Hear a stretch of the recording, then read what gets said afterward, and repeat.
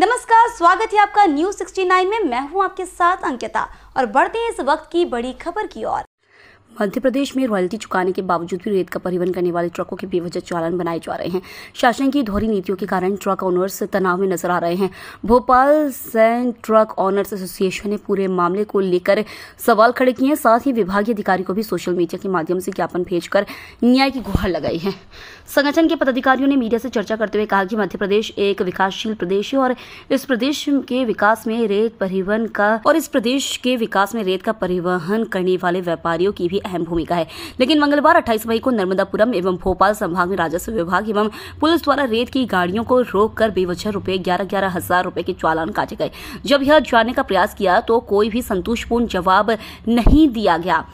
इसी अंदाज में बुधवार को भी सूखी सिवनिया पर लगभग 30 गाड़ियों को रोककर खड़ी करवा ली गई। उन्होंने कहा कि वर्तमान समय में रॉयल्टी के अनुरूप ही रेत का परिवहन किया जा रहा है। सभी गाड़ियां शासन के नियम अनुसार ही रेत का परिवहन कर रही है, लेकिन उसके बावजूद भी विभाग के अलावा एडमिनिस्ट्रेटिव डिपार्टमेंट उनके काम में दखलंदाजी कर रहा है। Bhopal sand truck owners association ने गुहार लगाई है कि परिवहन में परेशानी आ रही है, उनसे निजात दिलाने के लिए जरूरी कदम उठाए जाएं। साथ ही भोपाल एवं नर्मदापुरम संभाग में जो बेवजह की कार्रवाई हो रही है उसे तत्काल रोका जाए। गौरतलब है कि 30 जून से एनजीटी लागू हो जाएगा, उसके बाद रेत का परिवहन नहीं हो सकेगा। रेत व्यापारियों के लिए यही व्यापार का मुख्य समय है, लेकिन इन सब परिस्थितियों की वजह से रेत के ठेकेदार ने सभी घाट बंद कर दिए हैं।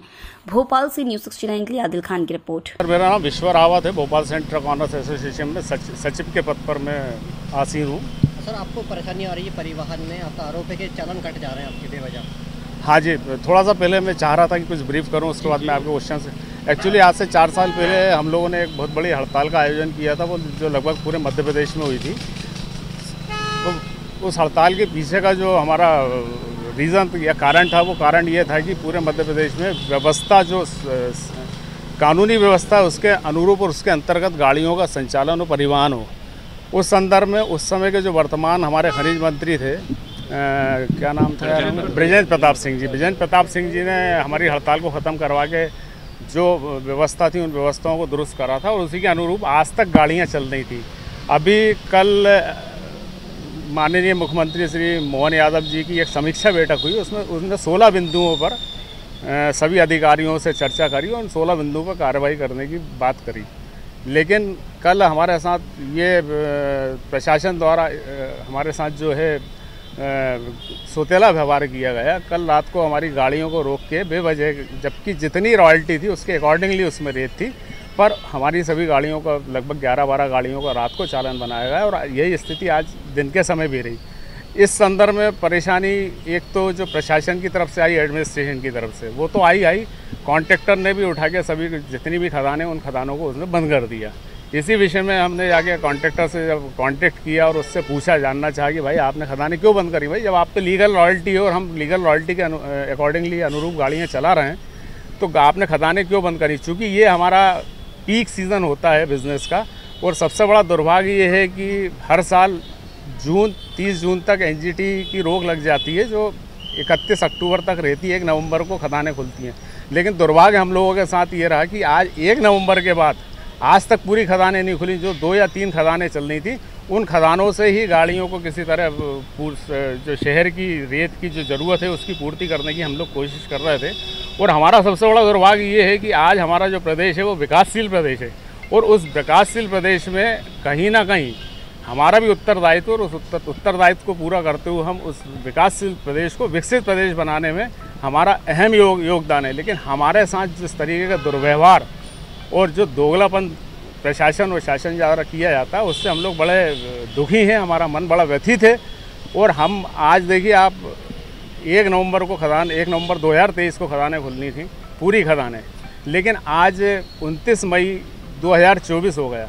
पर परिस्थिति ये है कि गिनती की 2-4 खदानें खुली थी और वो खदानें भी कॉन्ट्रैक्टर ने बंद कर दी। जब आज हमने कॉन्ट्रैक्टर से कांटेक्ट किया तो उसने स्पष्ट कह दिया कि भैया हमें समझ में नहीं आ रहा हमें खदान किस तरीके से चलाना है, ना हमें एडमिनिस्ट्रेशन प्रशासन बता रहा है, ना शासन की तरफ से कोई हमारे को इस तरीके के दिशा निर्देश मिल रहा है, तो हम खदानें कैसे चलाएं। कल को अगर आपके चालान होते हैं, आप पे रॉयल्टी पूरी है सब, तो आप हमारा सर पे तबले बजाते हो। और फैक्ट भी है, जब हम गलत नहीं है तो हम तो जाके कॉन्ट्रैक्टर से ही पूछेंगे कि भाई ऐसा क्यों हो रहा है। दूसरा जो 16 बिंदुओं पर मुख्यमंत्री ने कल जो समीक्षा बैठक करी थी, मुझे इस बात का अफसोस है कि माइनिंग कारपोरेशन को शायद मेरे ख्याल से शायद रेत पीली है तो उसमें पीलेपन में शायद उनको सोना दिखता है या क्या दिखता है। सिर्फ और सिर्फ जो है वो रेत की ही गाड़ियों पे आप अगर डेटा निकलवाएंगे पिछले 6 महीने का या साल भर का, तो आपको सिर्फ रेत की गाड़ियों पे ही कार्रवाई दिखेगी। आज कम से कम 500 गाड़ी मंडीदीप में कोपरे की अवैध चल रही हैं। भोपाल में एमसेंट की गाड़ियाँ विदाउट रॉयल्टी चल रही, मतलब एमसेंट की तो रॉयल्टी नहीं है। उसके बाद आप देखेंगे कि कोई एमसेंट की रॉयल्टी पे कोई कार्रवाई हुई हो या उन पर कोई कार्रवाई हो। तो इस तरीके का जो दोगला और व्यवहार और जो दुर्व्यवहार हमारे साथ किया जा रहा है, उससे हम लोग बड़े दुखी हैं। हम लोग की मन बड़ा दुखी है और हम ये अपेक्षा करते हैं शासन से और प्रशासन से कि इन परिस्थितियों में सुधार लाया जाए, क्योंकि हम लोग भी प्रदेश की जो विकासशील प्रदेश है उसके हम लोग भी स्तंभ हैं।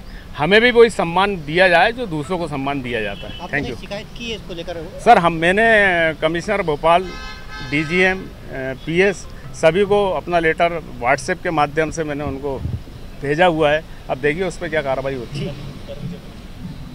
कार्रवाई नहीं होती तो क्या करेंगे आगे, क्या रणनीति? सर कार्रवाई नहीं होती तो फिर सभी मोटर मालिक को इकट्ठा करके हम उस पर कोई एक समीक्षा बैठक करेंगे और उसके अनुरूप फिर डिसीजन लेंगे कि आगे। हालांकि अब तो स्थिति ये है कि 15-20 दिन बाद एनजीटी लगना है, 3 महीने बंद रहेगा।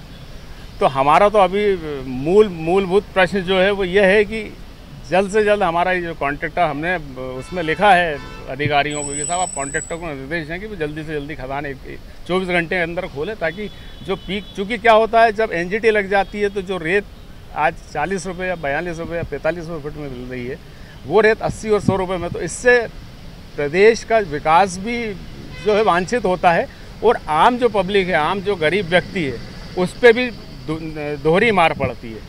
और उसकी वजह मोटर ऑपरेटर नहीं है, चूँकि कॉन्ट्रैक्टर का ये कहना होता है कि भाई हम स्टॉक करते हैं, नदी से रेत बाहर निकालते हैं तो उसका हमारा खर्चा आता है। उसके बाद जिस जगह हम स्टॉक करते हैं वहाँ जो हमें लीज पे रेंट पे ज़मीन लें उसका खर्चा आता है, लोडिंग अनलोडिंग का आता है, तो इस वजह से रेट बढ़ जाते हैं।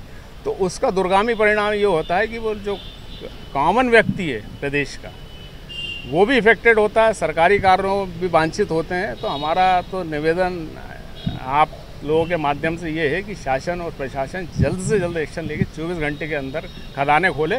और दूसरा, चूँकि ये माइनिंग का विषय है तो इसको माइनिंग का ही विषय रहने दिया जाए। इस पे एडमिनिस्ट्रेशन के जो दूसरे डिपार्टमेंट्स हैं वो किसी तरीके का कोई एक्शन नहीं लें। अगर मेरी गाड़ी गलत है और माइनिंग कारपोरेशन, मैं तो कहता हूँ मुझे नहीं, जितना भी आज मार्केट में गाड़ी जो परिवहन कर रहे हैं जो व्यापारी हैं, अगर कोई गलत है आप फांसी पे टांग दो, मंजूर है, लेकिन गलत हो तब बेवजह हमें परेशान ना किया जाए। हमारा बस यही निवेदन है। ठीक है।